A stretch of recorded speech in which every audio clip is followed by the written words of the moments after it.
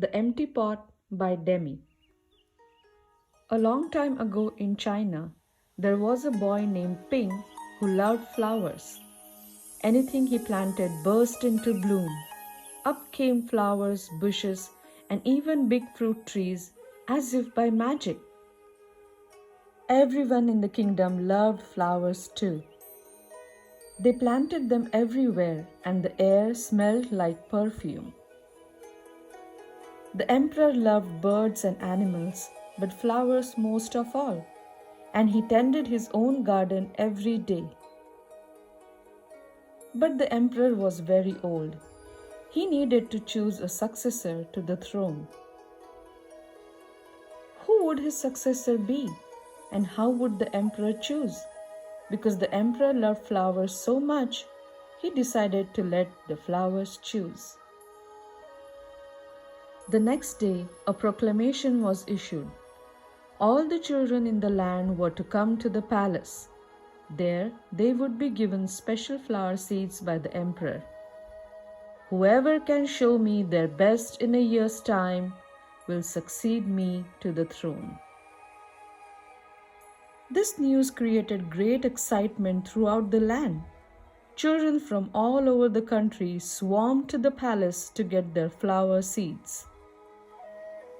All the parents wanted their children to be chosen emperor, and all the children hoped they would be chosen too. When Ping received his seed from the emperor, he was the happiest child of all. He was sure he could grow the most beautiful flower. Ping filled a flower pot with rich soil. He planted the seed in it very carefully. He watered it every day. He couldn't wait to see it sprout, grow, and blossom into a beautiful flower.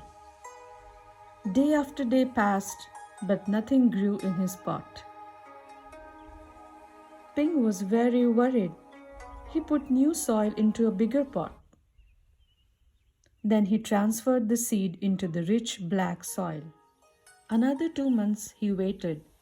Still nothing happened. By and by, the whole year passed. Spring came, and all the children put on their best clothes to greet the emperor. They rushed to the palace with the beautiful flowers, eagerly hoping to be chosen. Ping was ashamed of his empty pot. He thought the other children would laugh at him because for once he couldn't get a flower to grow. His clever friend ran by holding a great big plant. "Ping," he said, "you are not really going to the emperor with an empty pot, are you? Couldn't you grow a great big flower like mine?" "I have grown lots of flowers better than yours," Ping said. "It's just the seed that won't grow." Ping's father overheard this and said, "You did your best, and your best is good enough to present to the emperor." Holding the empty pot in his hands, Ping went straight away to the palace. The emperor was looking at the flowers slowly, one by one. How beautiful all the flowers were! But the emperor was frowning and did not say a word. Finally, he came to Ping.